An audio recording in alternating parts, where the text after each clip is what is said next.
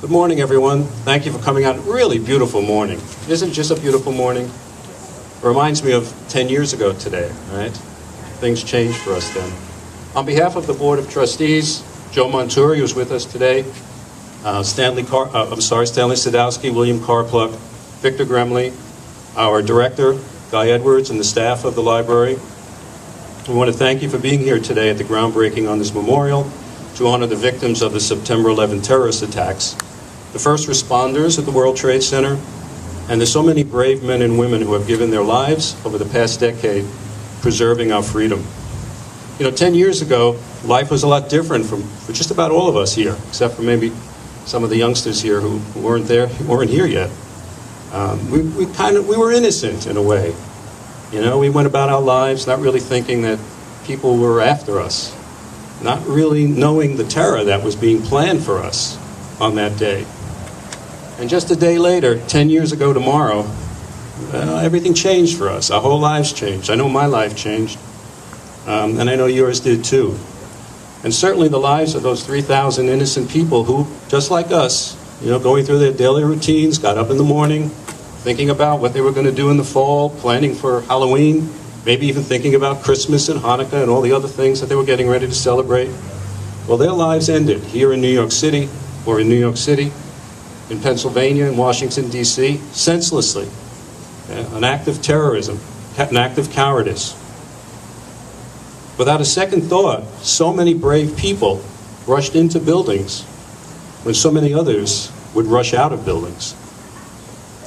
And so many first responders worked tirelessly there for weeks and for months, hoping to find survivors. Remember that? Every time someone heard, oh wow, I think we found some survivors, we all got charged up. Unfortunately, they ended up just searching for remains. And we found many remains of friends, of people we loved, people we worked with. Many of us, I'm sure, lost close people, close friends, family members. I know I lost some good friends in the Trade Center. And it's a day we'll never forget. This memorial will always remind us as we enter this beautiful library, a library that, by the way, in case you don't remember, just 3 months after that terrible terrorist attack, this community voted to build this library.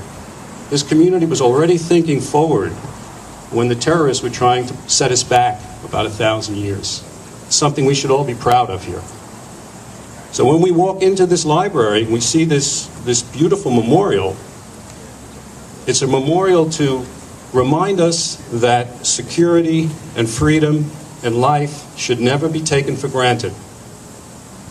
This simple twisted piece of steel will be a reminder for us, for our children, and for the generations to follow of true courage and heroism and strength, of the many brave first responders who gave their lives to save others, of the many brave souls whose countless acts of selflessness, the things that must have gone on in those buildings and on that airplane and in the Pentagon, people helping others that we'll never know because those people aren't around to tell. This will remind us of that. It'll serve as a reminder that courage and strength will always win out over terror and cowardice.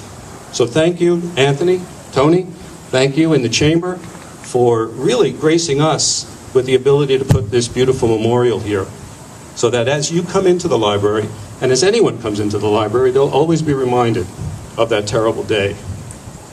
Thank you all, and God bless America.